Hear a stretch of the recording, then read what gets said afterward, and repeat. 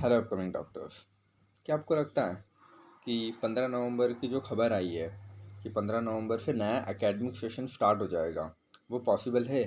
क्योंकि अभी से पास्ट हिस्ट्री देखी जाए तो काउंसलिंग कभी भी टाइम पे ख़त्म नहीं हुई है दी हुई डेट्स के अकॉर्डिंग। तो क्या इस बार ये पॉसिबल है? तो मे बी हाँ और मे बी ना।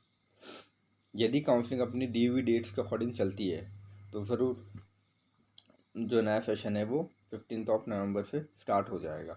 लेकिन यदि बीच में कोई केस लगता है, काउंसलिंग रुकती है, कोई स्टे लगता है काउंसलिंग पे कोर्ट की वजह से, या कोई केस लगा देता है किसी भी रीज़न को लेके, तो उस वजह से तुम्हारी काउंसलिंग जो है रुक जाती है और फिर नया शेड्यूल आएगा और डेट्स आगे बढ़ जाती है।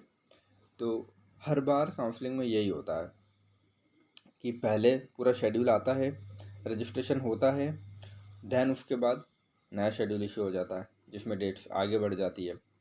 कभी कॉलेज की साइड से इशू आ जाता है, कोई कॉलेज ऐड होता है, कभी सीट बढ़ जाती है, कोई कॉलेज रिमूव हो गया, एनीथिंग। तो इस रीज़न से उनको पूरा काउंसलिंग को वापस से शेड्यूल करना पड़ता है। तो इस बार का जो अपना ऑल इंडिया काउंसलिंग है वो तो 10 अक्टूबर से स्टार्ट हो रहा है, उसका शेड्यूल आ चुका है, वो आप चेक कर लीजिएगा। और एमपी का जो काउंसलिंग का शेड्यूल है वो 12 अक्टूबर से स्टार्ट है। तो उसकी जो रजिस्ट्रेशन प्रोसेस मैं आपको एक ओवरव्यू दे देता हूँ। उसकी जो रजिस्ट्रेशन की प्रोसेस है वो 12 से 20 अक्टूबर तक चलेगी, मतलब 8 दिन। तो हाँ, ऑन एन एवरेज एक हफ्ते के आसपास कोई भी रजिस्ट्रेशन आप ले लो, एक हफ्ता लगता है रजिस्ट्रेशन करवाने में। अगर शेड्यूल रीशेड्यूल भी होता है तो भी उसमें भी एक हफ्ता 7 to 8 डेज लगेंगे रजिस्ट्रेशन प्रोसेस में। रजिस्ट्रेशन प्रोसेस के दौरान ही फीड चार्ट भी आ जाता है। तो उसकी डेट्स इन्होंने दी है 17-18 को पहला फीड चार्ट आएगा, फिर 19 को करेक्ट फाइनल वाला फीड मैट्रिक्स आएगा जिसमें फाइनल पब्लिकेशन ऑफ फीड होगा। ये तो रजिस्ट्रेशन के टाइम पे फीड चार्ट भी आ गया और रजिस्ट्रेशन 8 दिन का इन्होंने दे रखा है, तो 8 दिन में रजिस्ट्रेशन भी कंप्लीट हो जाता है। ये हो गया। फिर मेरिट लिस्ट जो आएगी, मेरिट लिस्ट आएगी 21 को। जितने बच्चों ने मेरिट लिस्ट सिर्फ उन्हीं की आती है जितने बच्चों ने काउंसलिंग के लिए रजिस्ट्रेशन करवाया है। जिन लोगों ने काउंसलिंग के लिए रजिस्ट्रेशन नहीं करवाया उनकी मेरिट लिस्ट नहीं आती। तो बहुत बार अपन सोचते कि अपने दोस्त लोगों ने जिन्होंने नीट दिया होगा उनका लिस्ट में नाम आएगा, और नाम कभी नहीं आता है तो हम सोचते हैं कि नाम क्यों नहीं आ रहा है। तो वो इसीलिए नहीं आता है क्योंकि उन्होंने रजिस्ट्रेशन ही करवाया नहीं होता। तो जितने रजिस्टर्ड कैंडिडेट्स हैं उन्हीं की मेरिट लिस्ट बनेगी रैंक के अकॉर्डिंग, और उनकी मेरिट लिस्ट जो है वो 21 अक्टूबर को पब्लिश हो जाएगी according to the given dates अभी तक का। उसके बाद हमारा स्टार्ट होता है चॉइस फिलिंग। चॉइस फिलिंग में कुछ 3 से 4 दिन मिलते हैं सबसे, जो फर्स्ट राउंड की चॉइस फिलिंग है, फिर धीरे धीरे कम भी हो जाते हैं सेकंड और थर्ड राउंड तक। तो चॉइस फिलिंग हमारी इन्होंने दी है 22 से 25 तक। तो वही 3 से 4 दिन, और इनका एक गिवन टाइम होता है कि शाम को 5 बजे तक या रात को 12 बजे तक। तो वो आप एक बार चेक कर लेना कि कब तक चालू है। तो चॉइस फिलिंग का हो गया हमारा। फिर उसके बाद चॉइस फिलिंग के बाद 1-2 दिन वो खुद लेते हैं उनकी प्रोसेसिंग में। 25 तक चॉइस फिलिंग है तो 25 के 1 या 2 दिन वो लेंगे ताकि उनकी प्रोसेसिंग और वो फाइनल रिजल्ट्स पब्लिश कर सके अलॉटमेंट के। तो 26-27 2 दिन उन्होंने लिए, और उसके बाद रिजल्ट पब्लिश किया 28 को। मतलब जो डेट्स दिए वो 28 की, क्योंकि 28 को रिजल्ट पब्लिश होगा। ये हो गया। और 28 को जब रिजल्ट आया तो उसके बाद आपको जो भी अलॉट हुआ है, जिन जिन बच्चों को अलॉट हुआ है उनको कॉलेज में रिपोर्ट करने जाना होता है, एडमिशन के लिए जाना होता है। तो वो 29 अक्टूबर से 4 नवंबर तक की डेट्स दी हुई है, मतलब अप्रॉक्स 5 दिन है। तो 5 दिन में आपको कॉलेज जाके सारे डॉक्यूमेंट्स ले जाकर वहाँ पे एडमिशन करवाना होगा। और हाँ, जो डॉक्यूमेंट की लिस्ट है जो आपको कॉलेज में प्रोवाइड कराई जाएगी कि हमें ये डॉक्यूमेंट लिस्ट पूरी ला के दो, original with their 2 sets of photocopy. तो वो लिस्ट मैंने आपको एक वीडियो बना के इसमें डाल दी है, लिंक आपको अभी शो हो रहा होगा, या आप प्ले लिस्ट में जाके चेक कर लीजिए। तो उसमें मुझे जो लिस्ट उन्होंने प्रोवाइड की थी वही लिस्ट मैंने अपलोड कर रखी है, और उसी से आपको बता रखा है कौन कौन से डॉक्यूमेंट्स लगेंगे। वहाँ पे बहुत सारे कुछ 15 से 20 डॉक्यूमेंट्स लगते हैं जो सभी को लगेंगे, 15-20। और उसके अलावा 4-5 कुछ रहते हैं जो अगर आपको वैलिड है, अप्लाइड है तो आप लगाइए, वरना कोई इशू नहीं है ऐसा। तो 15 से 20 डॉक्यूमेंट्स। तो अगर आपके कोई डॉक्यूमेंट नहीं बने हों तो वो भी आप बनवा लीजिएगा। तो आप वो ज़रूर देखिएगा वीडियो, ठीक है।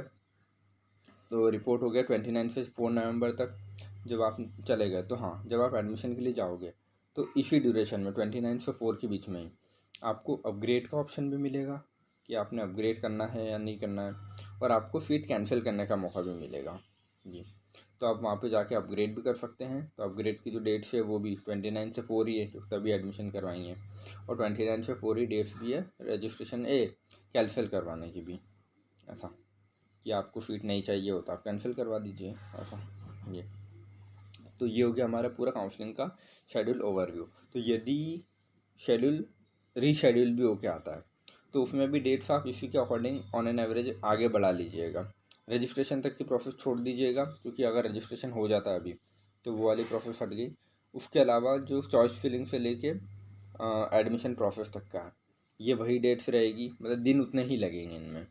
और सेकंड राउंड में वही दिन थोड़े कम हो जाते हैं, थर्ड राउंड में और कम हो जाते हैं। चॉइस फिलिंग के 2 ही दिन देंगे, ऐसा 3 दिन दिए सेकंड राउंड में, फिर थर्ड राउंड में 2 ही दिन दिए, ऐसे करें। और एडमिशन प्रोसेस की डेट्स भी कम हो जाती है, 3 दिन देते हैं। तो फर्स्ट राउंड ये जो सबसे लंबा चलेगा, क्योंकि उसमें रजिस्ट्रेशन प्रोसेस, सीट मैट्रिक्स और अपना मेरिट लिस्ट, ये सारी चीज़ें आती है।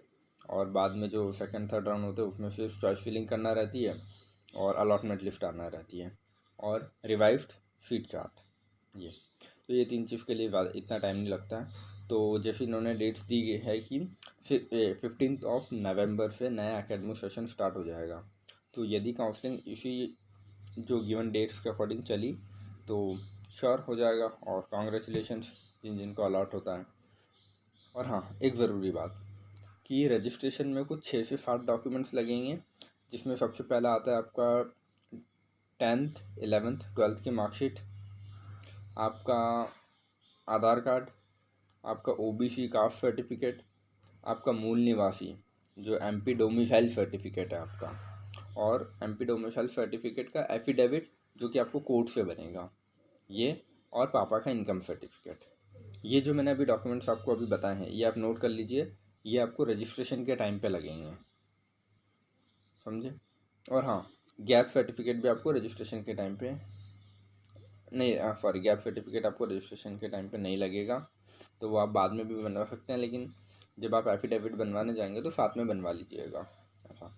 तो डॉक्यूमेंट्स आपको समझ में आ गए, 10th marksheet, 11th marksheet, 12th marksheet, आपका आधार कार्ड, और उसके बाद आता है आपका ओबीसी सर्टिफिकेट या कास्ट सर्टिफिकेट बोल लो, यदि आप ओबीसी SC ST इन तीनों में से कोई भी कास्ट से बिलोंग करते हैं तो आपको कास्ट सर्टिफिकेट लगेगा। जनरल वालों को कोई कास्ट सर्टिफिकेट नहीं लगता। और कास्ट सर्टिफिकेट बाद आएगा आपका एमपी डोमिसाइल मूल निवासी जिसको बोलते हैं, ये हो गया। और पापा का income certificate, income certificate digital होना चाहिए, और अभी लास्ट 6 मंथ के अंदर का होना चाहिए, 6 या 3 मंथ्स के अंदर का। तो अगर लास्ट ईयर का किसी के पास रखा है तो उसको नया बनवा लीजिए, 1 दिन लगता है बनवाने में, बन जाएगा। तो इनकम सर्टिफिकेट नया बनवा लेना। कास्ट सर्टिफिकेट भी पुराना वाला है तो वो नहीं चलेगा, डिजिटल वाला जो है वो बनवाना। तो ये चीज़ें ध्यान रखिएगा, और all the best for counselling, ठीक है। Hope you all will do the process of counselling in a very good way. So bye bye.